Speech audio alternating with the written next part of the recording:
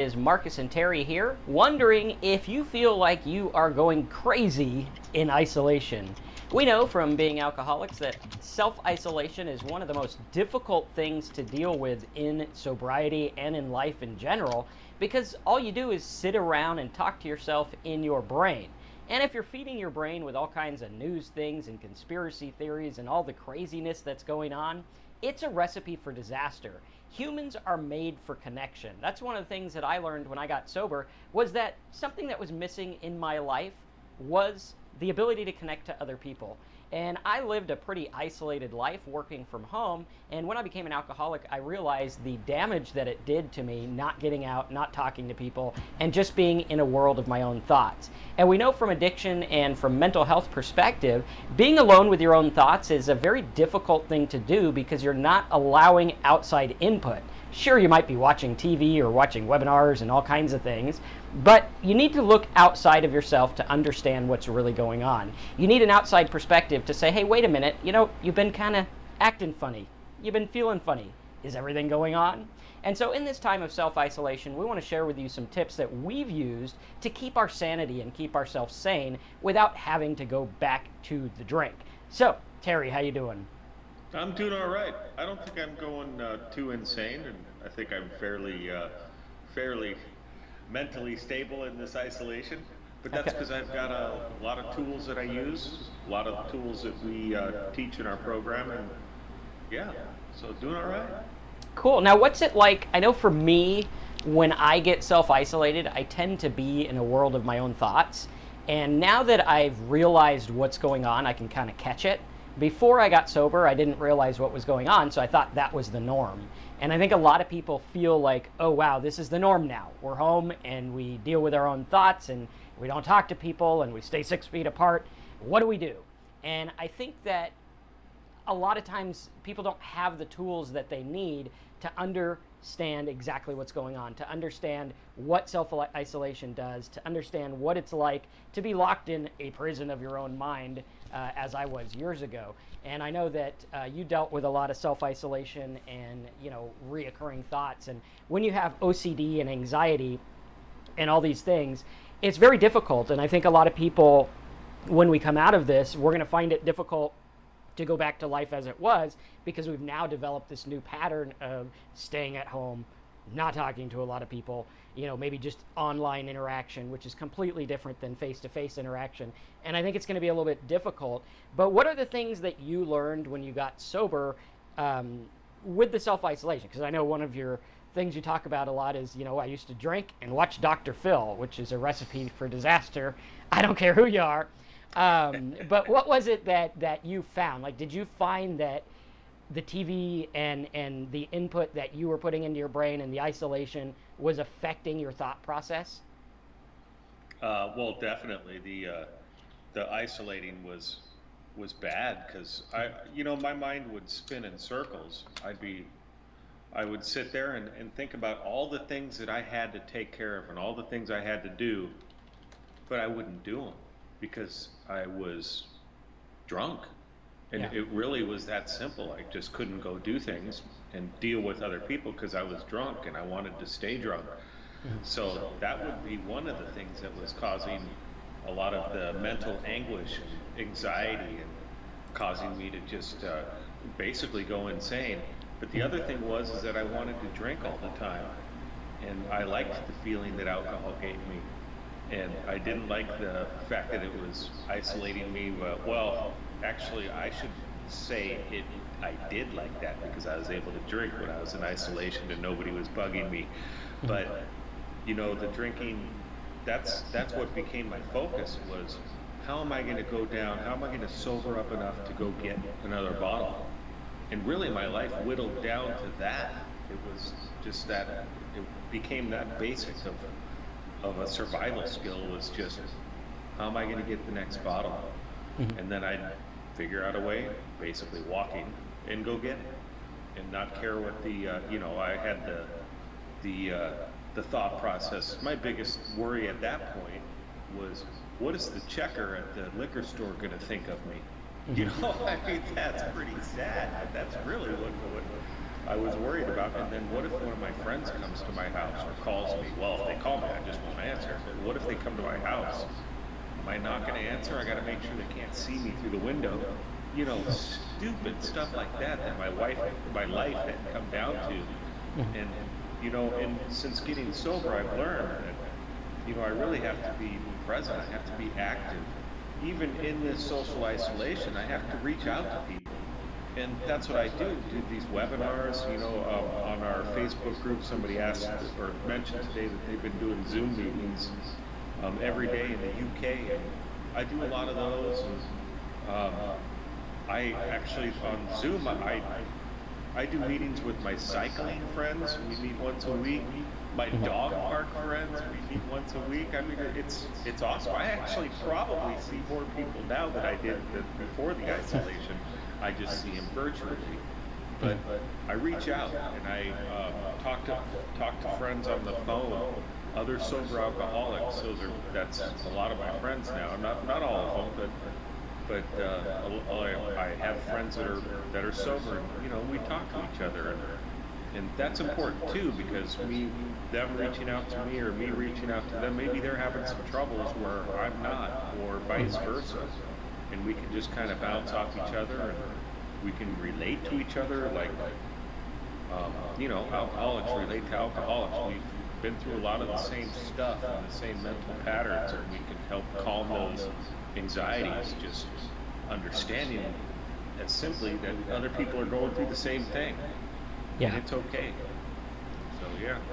Yeah, and there's a couple things that stand out to me that I learned in recovery. One is that the one that gets you, you never see coming. Right. And that leads to the thought process. And it leads to the idea that we don't know how bad things are if we're locked in our own little mind, in our own little world. Oftentimes what happens is circumstances like this happen, like maybe you get sick and you can't go out for a while, or maybe a quarantine kind of thing happens and you don't know what to do with yourself. And I remember one of the old sayings was idle hands are the devil's playground, or something like that, meaning that if your mind is idle and you're not focusing on anything, which a lot of people are right now. A lot of people, you know, they're out of work, they don't understand what's going on, they don't have 8 hours a day to occupy their time at a job. And so life has become different. And what happens is we get into a comfort zone. And throughout life, we have a certain comfort zone. Let's say something happens, you break your hand. The new comfort zone is, okay, I can't use my hand for a time.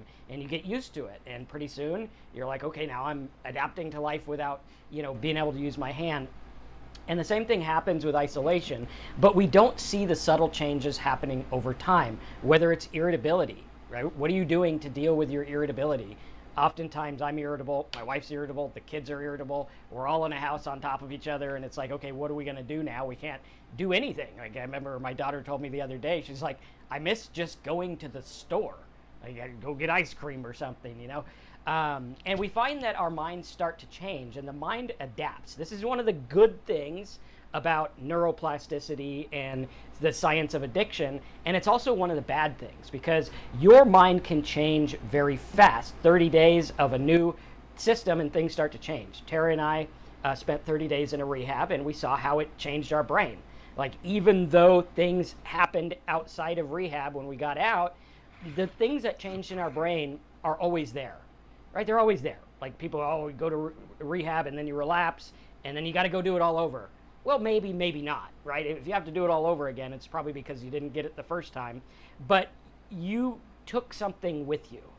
And in these times when we are alone and we're with our thoughts, and maybe you're watching too much news, or you're listening to too many press conferences, or whatever it is, and you look at that and your brain starts to change little by little, and it starts to get comfortable with a new norm.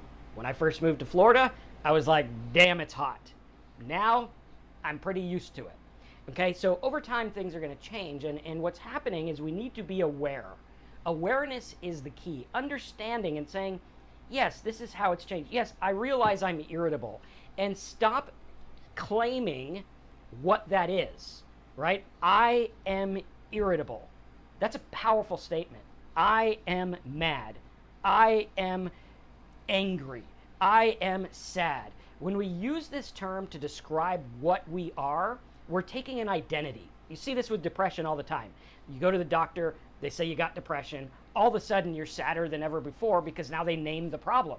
They're like, you have depression. And everyone's, what's the matter, Marcus? Well, I have depression. Right? I'm real sad, as what you're supposed to do when you have depression. I have anxiety. I'll never forget.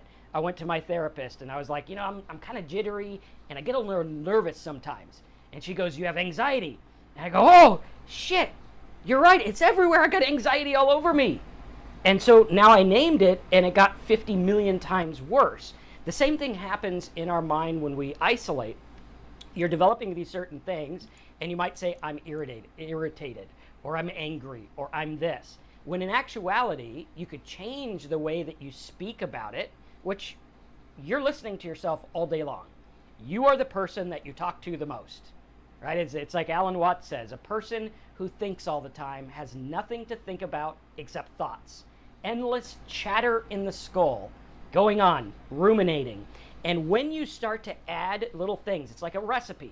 You got your mind and you add a little thing that says, I'm anxious, I'm anxious, I'm anxious. And all of a sudden, the recipe changes. Terry knows, hey, if you put sugar in your spaghetti sauce, which no one should ever do, I think. Am I right there, Terry? Like, I think spaghetti... yeah, pretty much, yeah. Yes, I think if you put sugar in tomato sauce, it becomes ketchup, not spaghetti. And so what happens is it changes it completely. And I remember someone made me spaghetti here, and they put the sugar in the sauce, and I was like, oh my God, what is this? This is terrible. And I looked at that, and that little bit of sugar changed everything. Those little bit of thoughts that go in that say, I'm irritated, I'm angry, I'm depressed, I'm a loser, I'm not worth a damn, I'm drunk, I'm this, I'm that. Those little things are going to change the chemical makeup of your brain, and it's going to change what thoughts happen. And when you change those, it's very difficult to see your way out because it changes gradually. So you sit here, and 3 weeks ago, you might have said, well, hey, man, this is a self-isolation thing. I got this handled. I go sit outside. That's what I do. Then you lost your job, and you're like, now I sit outside 8 hours a day. And then you watch the TV, and the TV says that the sky is falling and the world is over, right? I don't care when you turn on the TV, it's always over. Everything's always the end of the world. They should just put breaking news, end of the world, and just have it 24 hours a day because that's all they're talking about. They don't talk about the good stuff, but that's going to change your mindset. And those are going to go in your brain, and 3 weeks later, you might find yourself in self-isolation saying, what the hell happened? I'm depressed. I want to drink. I drink too much. I struggle. I do all this stuff, and how did I get here? And the same thing happens with alcohol. Me and Terry didn't wake up one day and say, I think I'm going to drink enough to where I can't stop anymore. No. Right. I said, hey, I like beer. It's cool. I like beer. That's what I like. And then I said, well, I also like wine. Wine's pretty good. I'll have a glass with dinner. Pretty soon I was having a bottle with dinner. And then I was like, well, I think I like hard alcohol. And I did. I liked a lot of it. I was pretty much flammable. And that happened gradually. And you didn't start out saying, you know what, at the end of this quarantine, I want to be a clusterfuck of emotions. No, you didn't say that. It gradually happens. And what we need to do is we need to be aware of it. You need to sit there and be like, the spaghetti sauce tastes a little sugary. Let's stop putting that in there. My anxiety is off the charts. Let's stop identifying with it. This is happening. And we get these tools. And what happens is instead of letting our mind run the show, another quote by Alan Watts, I think it was, or it might have been Ram Dass. He said, the mind is an excellent worker, but a terrible master. It's a terrible master. If you let your mind master the show, then you're just going to run amok. This is what happens with OCD and all kinds of things. It runs amok. But if you sit there and you say, you know what? I'm not going to do this. My brain can think all at once. And now you can sit above it and say, okay, yeah, obviously I'm thinking that way.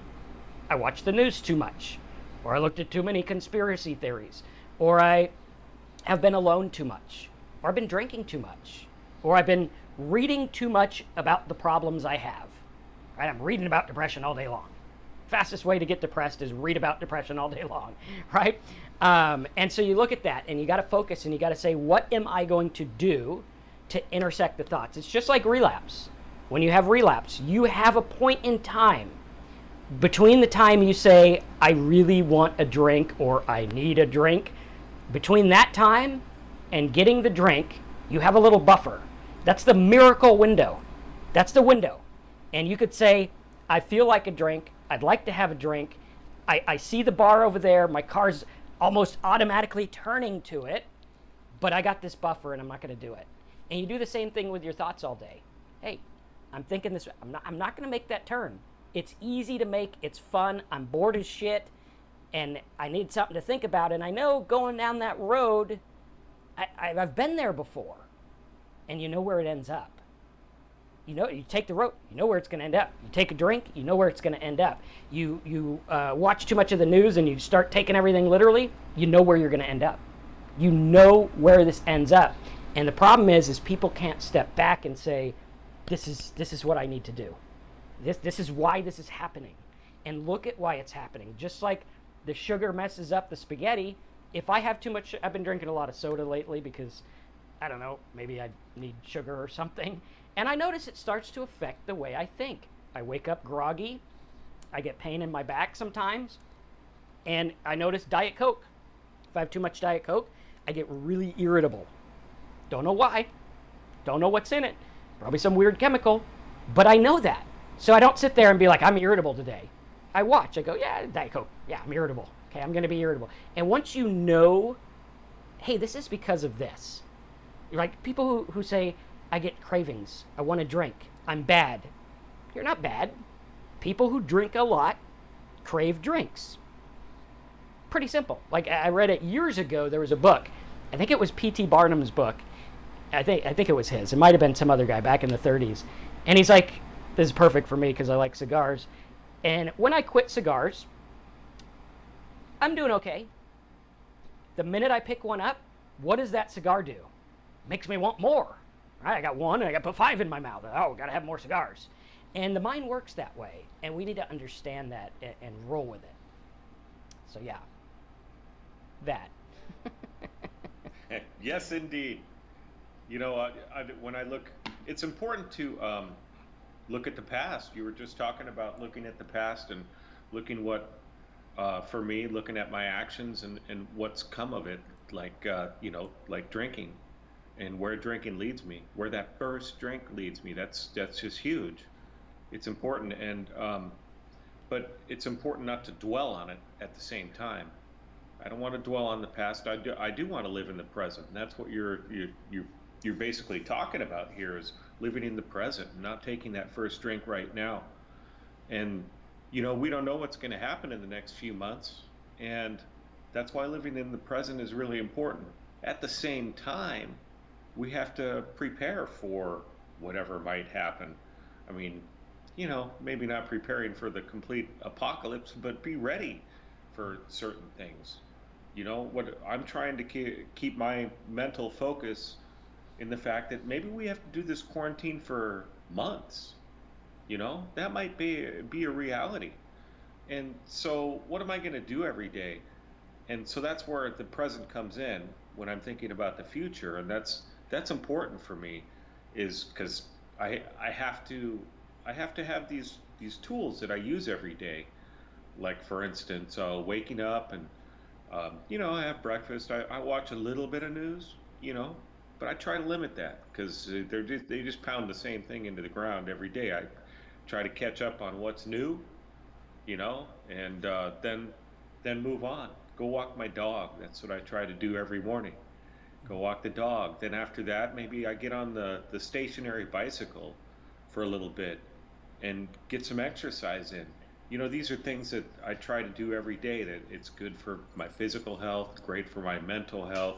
I don't feel like I've just been sitting there all day long and getting fatter. It helps me keep away from the refrigerator. That's a hard thing to do, is stay away from that refrigerator when we're just sitting walking by it every 3 minutes with nothing to do. but things like that. And then, maybe going for an afternoon walk with my wife. She's working at home right now, so maybe doing that. And then, doing some writing here and there in the afternoons. I try to get a routine down, but I don't try to get a monotonous.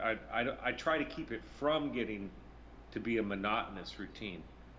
I'll hit a meeting or something, or I'll talk to some friends here and there throughout the day. But I try to get these particular things in every day, and that's what's super helpful for me and keeps my mind active, especially that little bit of exercise. The downtime where I might be writing or something like that, and then reaching out to other people keeps the mind working in different directions, and that's really important. Now, can I maintain that for months on end now? I don't know. I think so, but maybe I have to switch it up a bit, and I have to be aware of that. Maybe if I start to get into a rut, if I'm starting to get irritable, I got to pay attention to that.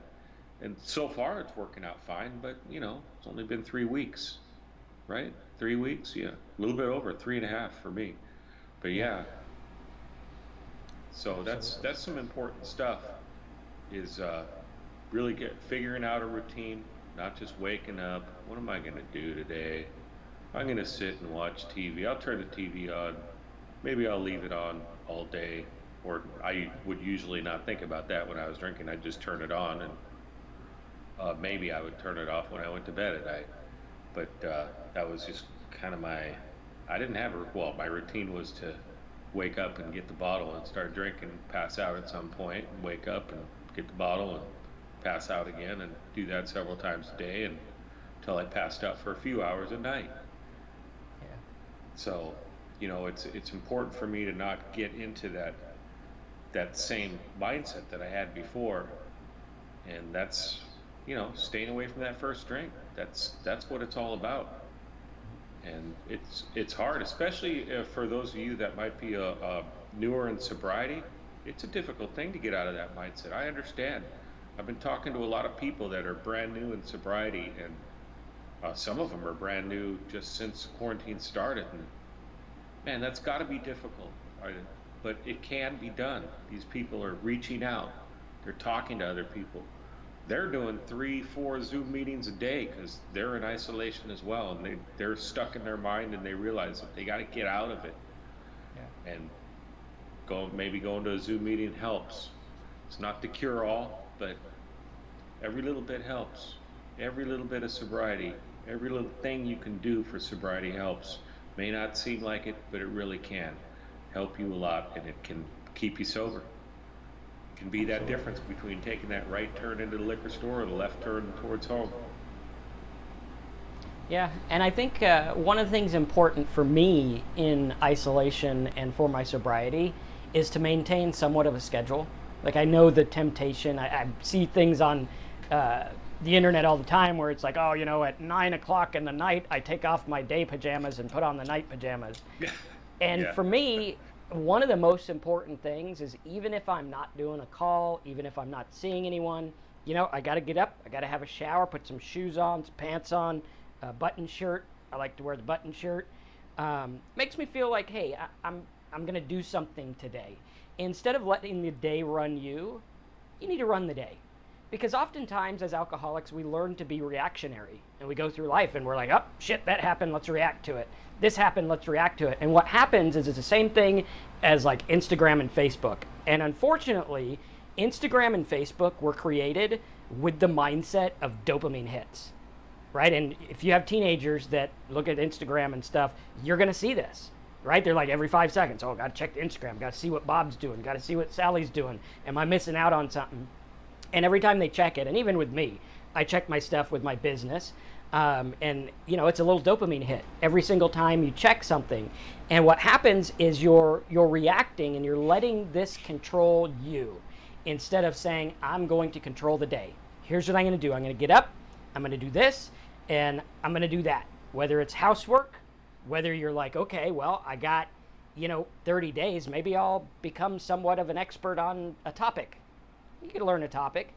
Maybe I'm going to do this, or limit things. Hey, you know what? I notice I've been looking at the Facebooks and the Instagrams too much. I'm going to put my phone away for 5 hours a day. And I'm only going to allow myself to do it a certain amount of time. And learn to control the little steps, because if you don't, you're just going to react to whatever's coming your way, and you're going to live in a life of reaction rather than going out there and doing stuff and making things happen. And that's not to say you have to solve world hunger tomorrow, right? It'd be nice if you could, if you got the way to do that. Still looking for that.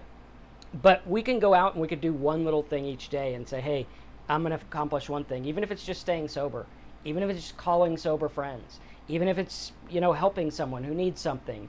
The key is to get outside of yourself, because if you spend all day in yourself, it's going to ruminate. You're going to find problems. You're going to find issues, and you're going to come up with all kinds of things. When the mind's bored, it's looking for things. It's almost, I saw a cartoon years ago, a little cartoon picture, and it was this husband and wife, and they're watching like murder mysteries on TV right before bed. They're like sitting in bed watching these, and they're like, honey, I don't know why we can't sleep anymore. It's like, I do. You just watch 10 people get murdered before you go to bed. Obviously, that's going to impact you. So you got to watch that. Let's go ahead and take some questions. I see one from Megan. Megan says, Marcus, I'm curious, did you have a sponsor in New Recovery? I did have a sponsor for about a week. Never really did much with it. It just wasn't a personality mix.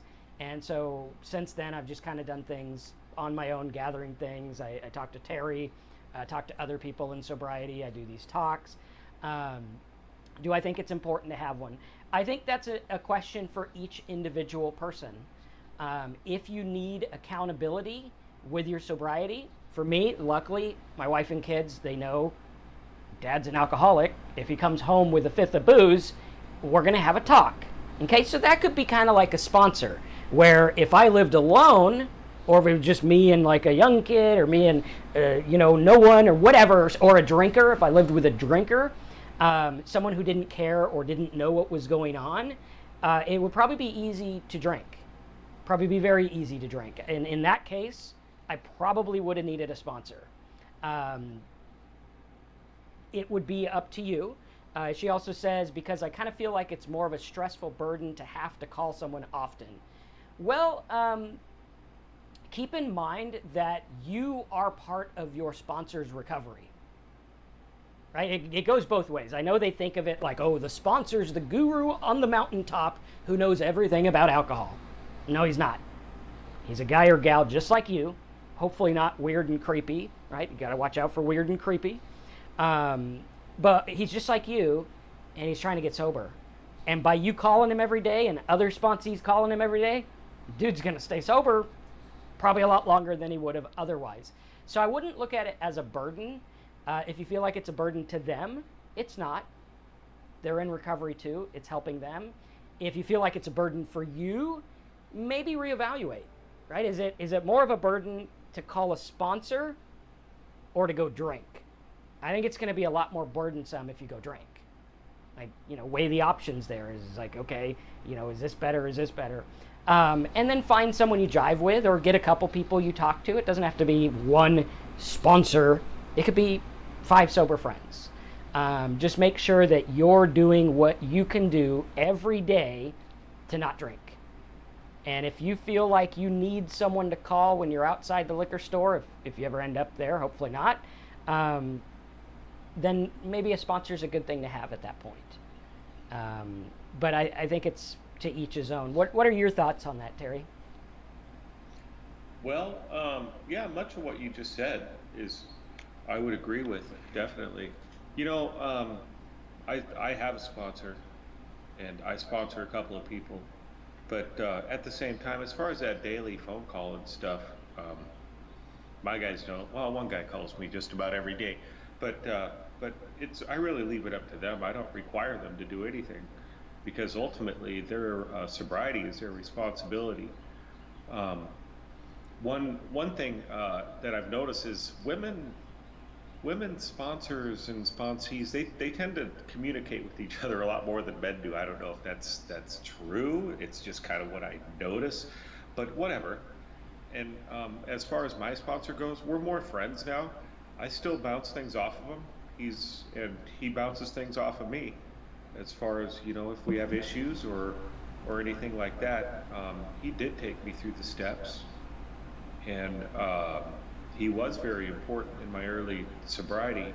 And that was just because I really had no clue on how to be sober, and that just seemed like a very easy way to just have somebody show me and take me through the book and all that. And it was fairly easy for me. Those steps were pretty easy. I just didn't stress over them. Um, but nowhere in the big book does it say that you have to have a sponsor. It does talk about sponsors in the 12 steps and 12 traditions and some of the other literature, but the big book doesn't. It does talk about one alcoholic working with another, and it also talks about, to maintain your sobriety, you need to give it away. So you need to, once you've achieved sobriety, to keep it. It's the big book says that you have to show other people how to get sober. And that makes sense. I used to do martial arts for many years, and one of the things in martial arts was you're never truly a black belt until you've taught somebody how to become a black belt.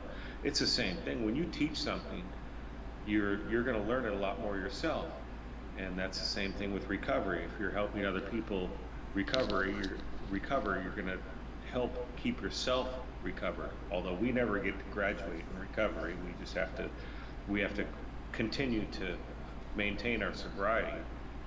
But as far as the sponsor goes, it's really up to the person. I mean, I know I have my brother, he doesn't really do AA. I have another friend that's sober for decades and decades, and they never went to AA. So that's basically where you usually get the sponsors from. There's many different recovery programs that don't utilize sponsors.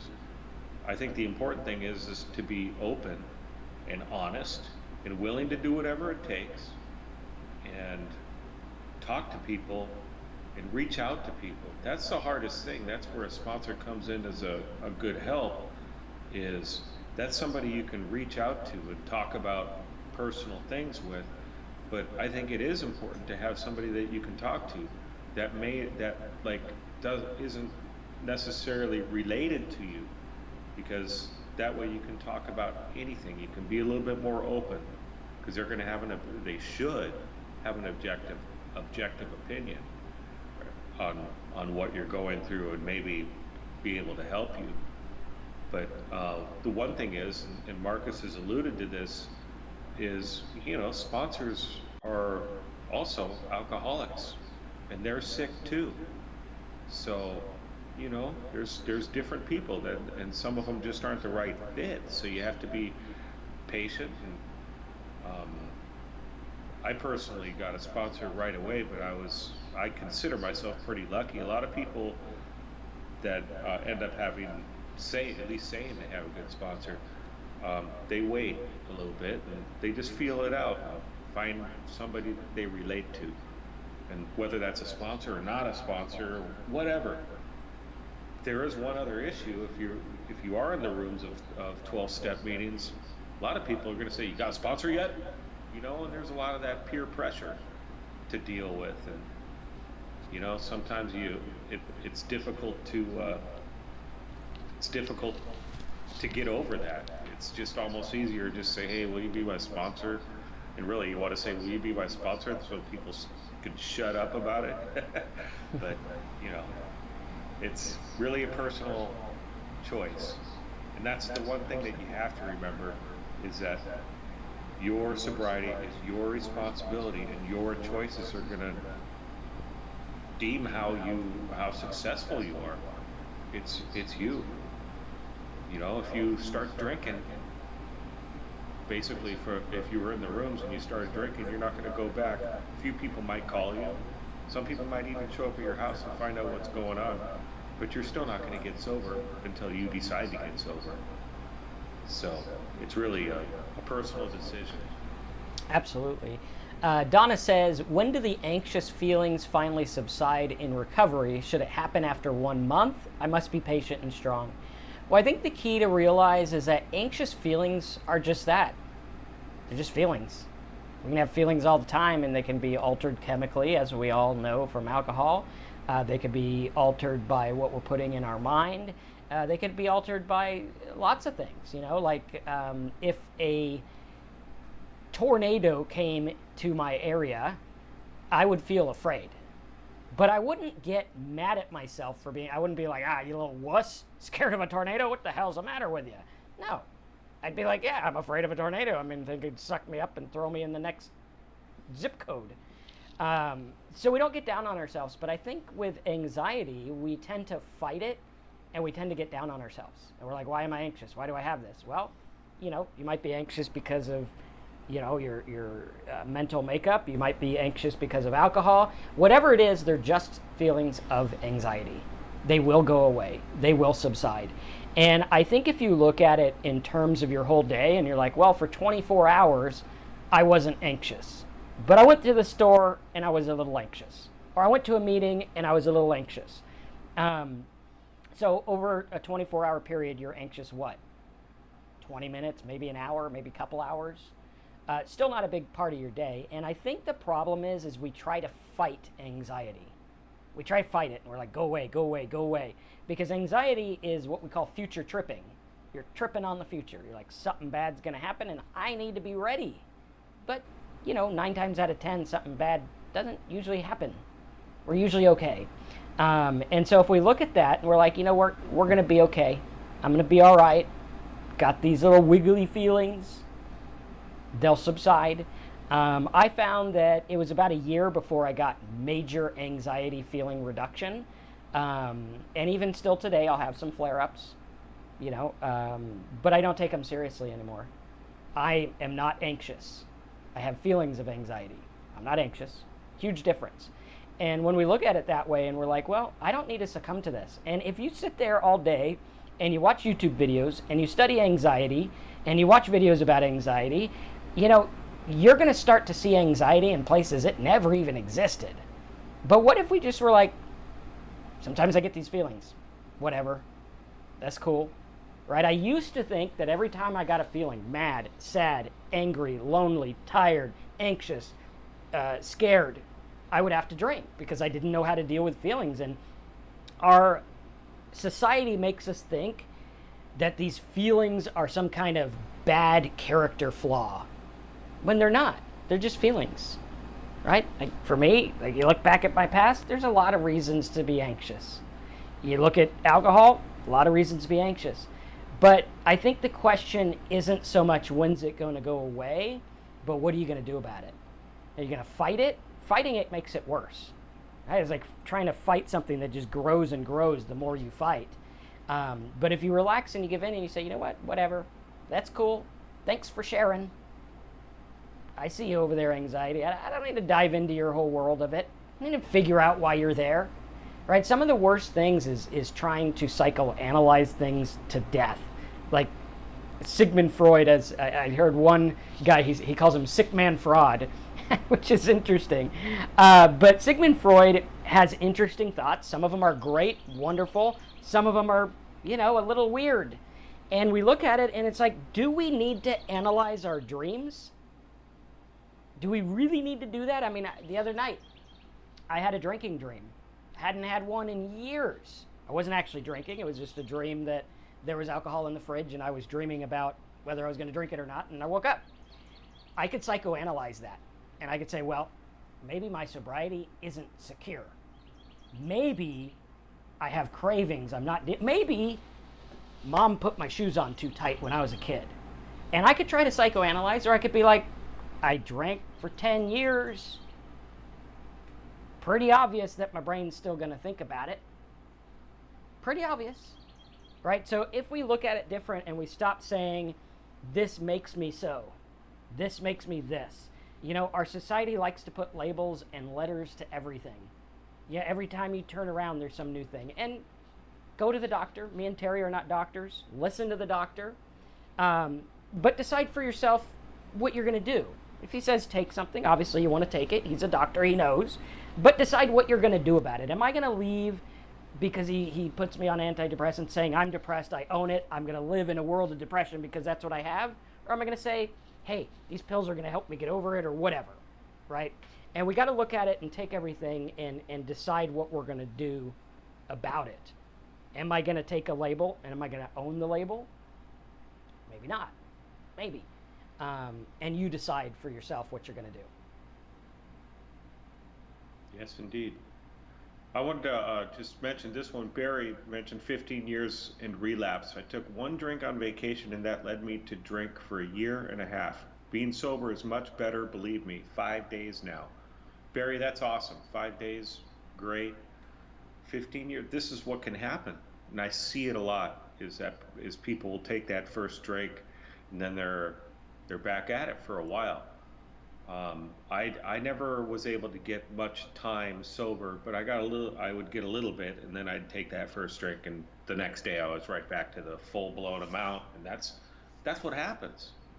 And just for those of you with just a little bit of sobriety, all the way up to a ton of sobriety, that's it can happen at any time. That alcohol bug is in us, and that's why we have to really concentrate, especially just all the time. I was going to say especially in this time of quarantine, but really it's there's no more alcohol issues with me right now than there has been before quarantine. It's there, and I have to be careful with it. And so that's why it's important to change that mindset and get going in the right direction. Absolutely. And okay, you already did the anxious things. There was another one. Oh, it was down further. Where is it? Let me see if I can find it. It was from Ano, I believe. There it is. This one's interesting. Ano says, I agree, Terry. Sobriety is my responsibility. That's why I roll my eyes when all the people say that it's God. Just turn sobriety over to God, they say. I don't agree. And I just brought up the God subject of the webinar. Let's see what happens. Anyways, here's kind of my take on it. I a little bit agree with you, Ano, as far as what you're saying, because my sobriety is my responsibility. I know that the rooms talk about a higher power, and then they mention God because it's basically easier to just say that. And AA was established with the Christian faith in mind, but I know a lot of people that don't have any belief at all, and they're able to stay sober for a long time and live a happy life and all that. When I came in the rooms, for me the higher power was the people that were telling me what to do, and because they knew what to do. And it was explained to me like this: when you go to the supermarket and you're looking for a can of beans, right? So you're looking for this can of beans and you're going all up and down the aisles and all up and down the aisles. Can't find that can of beans. Then you see some guy that works there. Hey, where are the beans? And he says, oh, come with me, I'll show you. Right then, he is my higher power for that instance. And it was really that simple with me. But the one thing is, whatever your belief is, for me personally, I know I have to do the work. I cannot turn everything over. I have to take the steps. It talks about that in the Bible, that we have to take the action. Maybe we're shown what to do by a higher power, but we have to be the people that are taking the action and moving in that right direction for sobriety, helping other people, all that stuff. So anyways, that's sort of my take on it. Hope I didn't start a huge argument. I think it's interesting because, in sobriety, and again, I don't do AA and steps and all that. I do kind of my own thing. Terry does the AA, and I think it's good to have both perspectives here. But from what I understand, AA talks about a God of your own understanding. Now, some people think that the God of their understanding needs to be the God of your understanding because that's the only right way, when in reality, the best anyone on earth has is a God of their own understanding. Everyone who believes in something, that's their own understanding. That's how it works. Just because you have 10 million people who agree with you doesn't mean it's not of your own understanding. It just means your own understanding is influenced by these other people. And I think we need to look at that and say, well, I might not know what God is. I might not know what book has what answers, but I do know I'm not God. And that was important for me because I grew up I used to be a preacher, and I grew up where, we knew, I knew exactly what I was like, this is right. This is right. And here's these proofs, and here's this stuff. And I'd say, you're wrong. I'm right and you're wrong. And I think a lot of times that gets us into trouble because it's not about that. This is about staying sober. And that's all it's about. If you want to go and find a religion, that's fine. I know one comment the other day said, Marcus, how come you're so anti-Christian? And I'm actually not. Hopefully that comes across with you guys. I actually still believe lots of stuff in the Bible. I think there's some really good stuff in there. And so I look at that and I'm like, well, what is it that we need here? Well, like Terry and the bean god at the grocery store, we need someone who knows better than we do.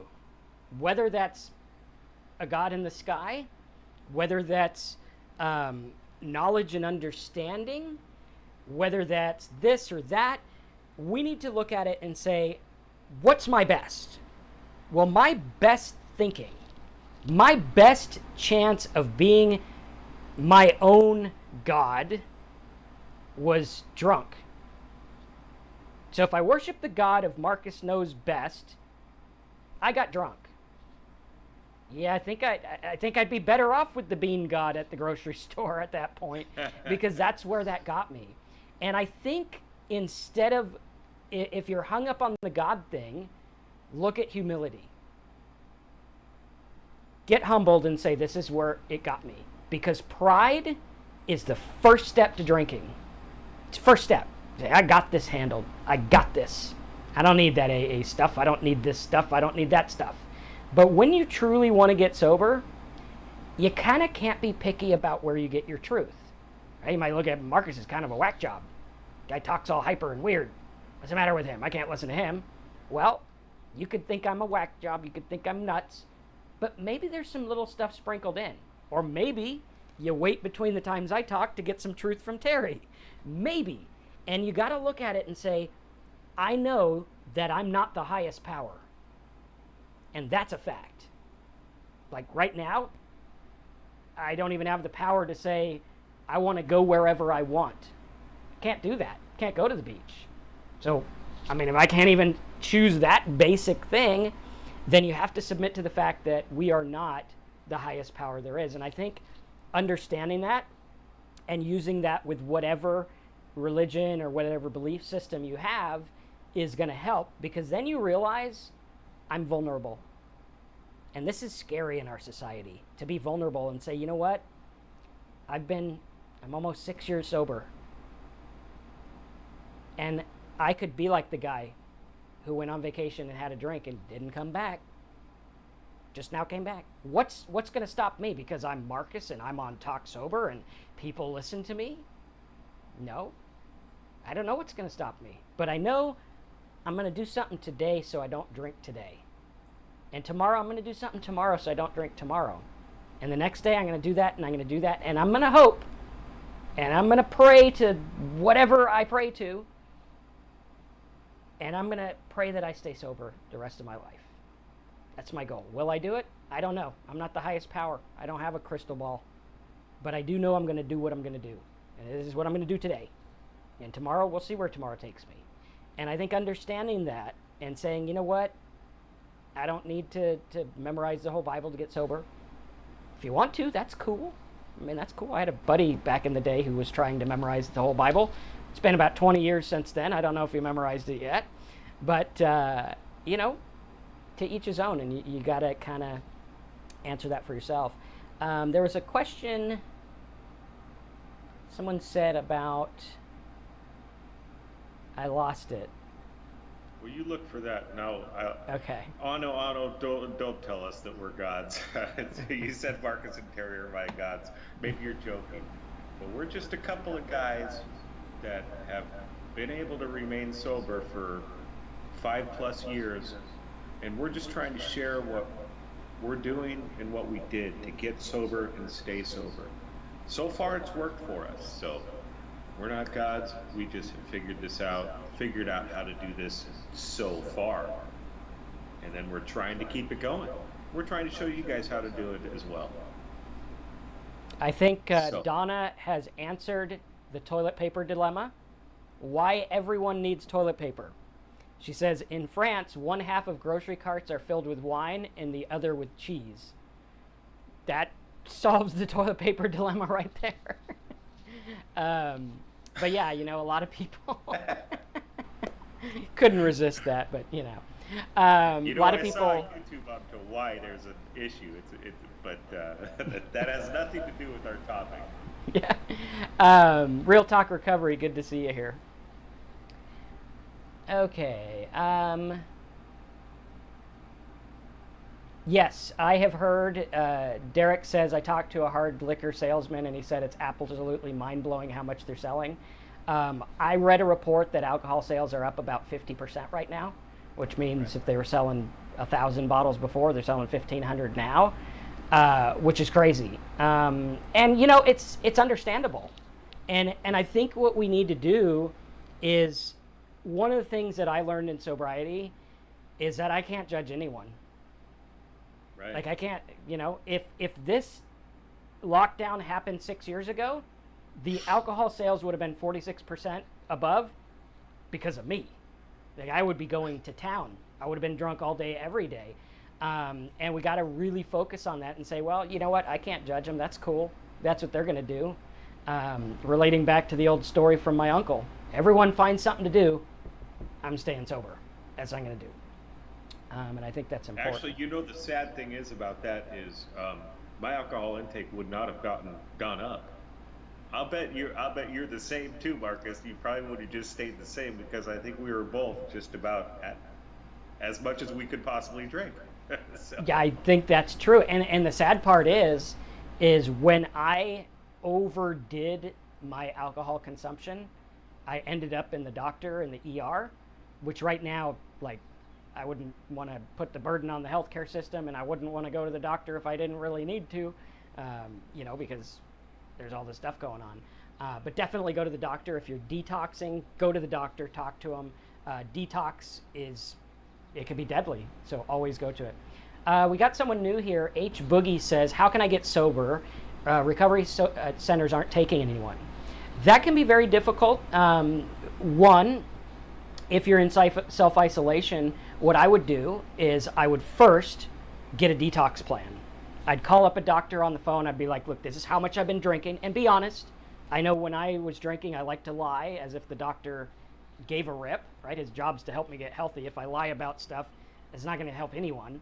So I was honest with him. I said, this is how much I've been drinking, and I'm going to get sober. And he's like, okay, here's what you need to do. And sometimes they'll put you on medicine. I know there's like certain things that can happen when you're getting sober. And then what I would do is I get all the alcohol out of my house, because if you're on self-isolation, it's a chore to go to the store right now. It's work. You got to get out there. You got to do it. You got to face the people. You got to, you know, there's all these people in masks and suits and weird stuff. So it's a chore. To make it more difficult for you to drink, and then come up with a plan that you're going to do every day. Every day. What am I going to do every day to not drink? Whether it's changing your mind, whether it's focusing on stuff. One of the things you can look into is Terry and I have a 30-day plan. We're up to like number 17, but by the time you're on day 30, it'll be done. Where we go through and we give you assignments, videos, and audios, and a report every day, and you read it and you learn about the mind of an alcoholic. And I have found that no one understands the mind of an alcoholic better than an alcoholic. And for some reason, it makes a bond where we understand what each other's going through, even in different walks of life. I meet guys who are like, you know, I'm buff workout man and I work in the yard. And I'm like, I'm little nerdy computer guy and I work on my computer. And you would think these people are completely different. But when it comes to alcohol, we're very similar. We all have been beat by this alcohol thing. And I think understanding that and getting the help you need, whether it's mentally, whether it's going to a place, figure out what you're going to do, and then get a support system.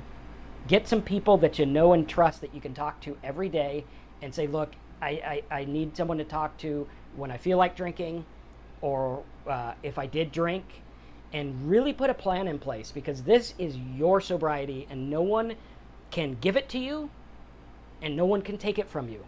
That's the cool thing. No one can give it to you and no one can take it from you. You have to allow it, right? And look for the help and say, what am I going to do every day? Whether it's going through the stuff we have at talksober.com. If you click on support the show and join, you'll get all the PDFs and stuff. Whether it's joining these talks, whether it's going to a meeting every day, really, really focus on it, because this is something that is a battle in your mind. Terry, what would your thoughts be to someone who wants to go into a program, but maybe they don't take people right now? I don't have much to add to what you said. But really the most important thing is that you call a doctor. And the doctors are pretty much all of them are doing phone consults right now, if they weren't before. Mine already did that before, but calling them and being honest, and then being willing to do what it takes. And not just willing, I was totally willing to do stuff when I was drinking, but I wouldn't actually do it. So there's three things right there. Got to be honest, willing to do it, and do it. Calling the doctor, that's the most important thing, because the alcohol withdrawal, it can kill you. It's that simple. But people can get through it. I know people that have done this without having to go to a recovery center. Many people have gotten sober without rehab. But it's important that you take care of the dangerous medical aspect of it first, and then go from there. But Marcus is talking about reaching out to people and learning about what the alcoholism is and what it does to your mind, but also reaching out to people and getting that one-on-one conversation with people. It's huge, because other people that have gotten sober, they've gone through what you're going through. May not seem like it, and I deal with a lot of people that are newly sober, and they're like, oh no, nobody's done this. And yes, they have. They've done it. They've been there. And there's a way to get through it. You can get through it. You never have to drink again. You don't. So Absolutely. There you go. It's hard, man. She also says, I don't have insurance. If you don't have insurance, I still think it's a good idea to go to a doctor or call a doctor, and just tell them to bill you. And with most health stuff, if you call them and you're like, I can't afford this, they'll give you some payment plan for like the next 50 years or whatever. And most of the time they don't even charge interest. But take care of yourself first and then worry about the other stuff. There's all kinds of things to do, but don't let money stop you from what is going to help you or perhaps save your life. And then also, what I would challenge you for H Boogie is tell us in the comments, what's your day like? Like, when do you go to drink? What is it what's it like for you? And I think when we look at that, we can see patterns that can be interrupted.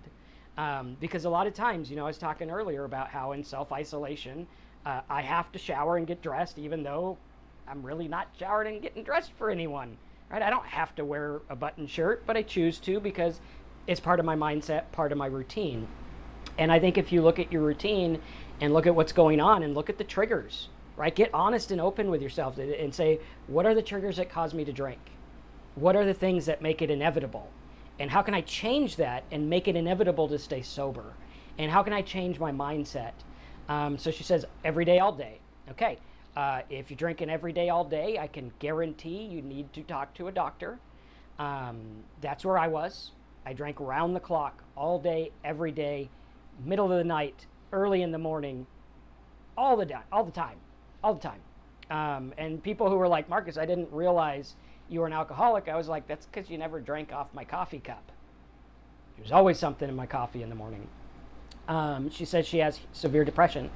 What I would do is focus on mindset change and look at the positives that are going on. You're here. That's a positive. You're alive. That's a positive. Might be sunny out where you live or cloudy. Some people are into clouds. Some people are into sun. People care about you, even if it's just internet people. That's cool. We are people too. We're not just figments of the internet. Um, and realize that life does get better. It does get better. Sometimes we have bad times. Sometimes we have good times. But I guarantee you, you're going to have a lot more bad days when you drink. And I would probably guarantee you, I'm not a doctor, but I guarantee a lot of that depression is alcohol. Yes. Alcohol is a depressant. But you know what? It's cool at the football stadium and it's fun at the club. And it might well be. There's plenty of people who go to the club and dance with their booze and they go home and they're fine. Hopefully they don't drive. But plenty of people do that. But for me, I know the fastest way to depression is to drink. And I know right now in isolation, I got a business I'm dealing with that is difficult right now. And as much as the government says they care about my business, they don't. They don't give a rip.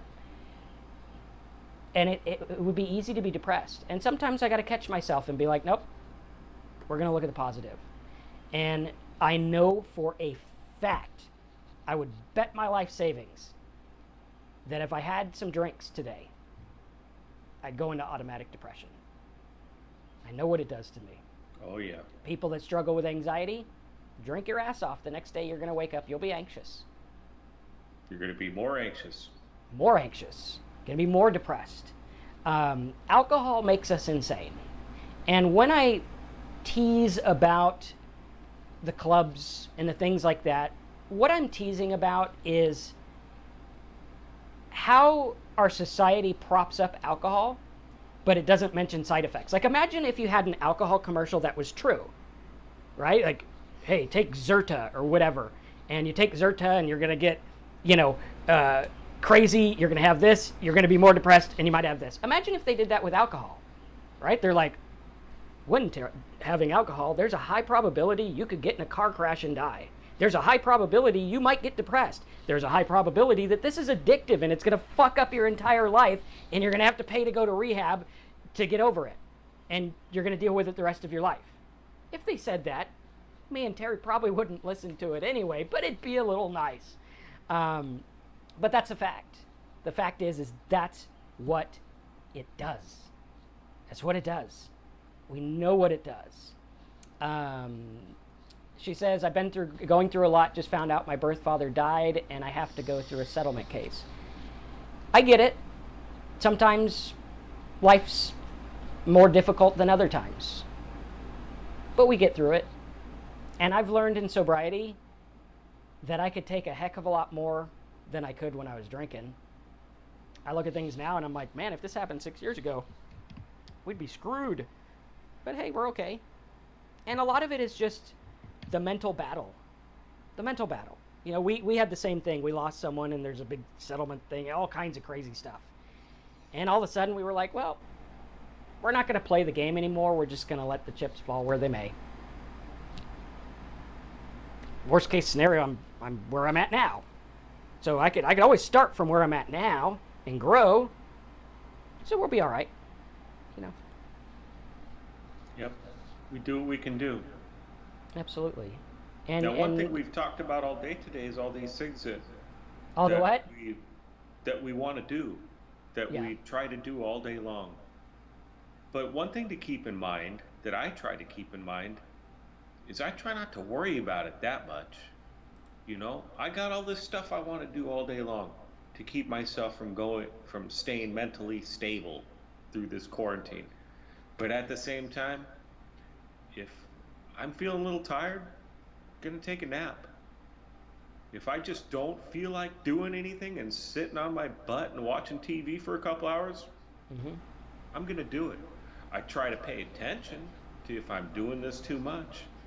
And I definitely try to limit my news, get the important stuff and turn it off, and then scroll past those news Facebook feeds, scroll past that crap and try to keep things positive. But at the same time, I got this stuff I want to do all day, but I don't worry about it that much. What I do try to concentrate on is being happy and being grateful for what I do have.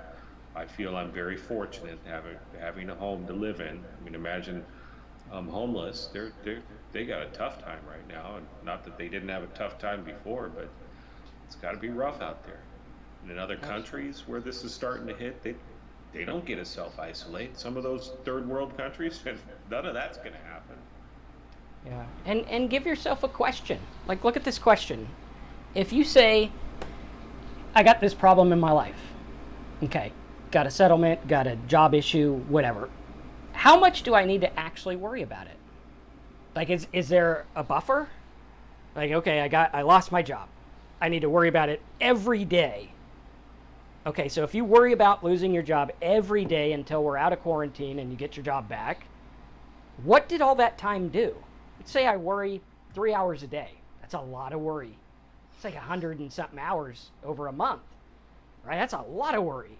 And that's probably light. There's probably a lot of you guys that worry more than 3 hours a day. Did worrying those 3 hours a day get me my job back? Nah, I would have got it back anyway, or not. Right? The outcome might happen.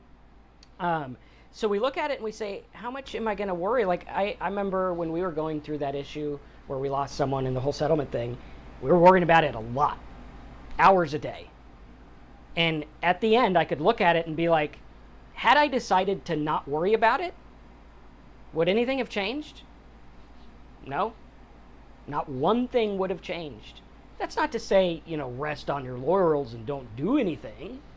That's to say, worry doesn't help. Worry is a way to feel better about something without doing better.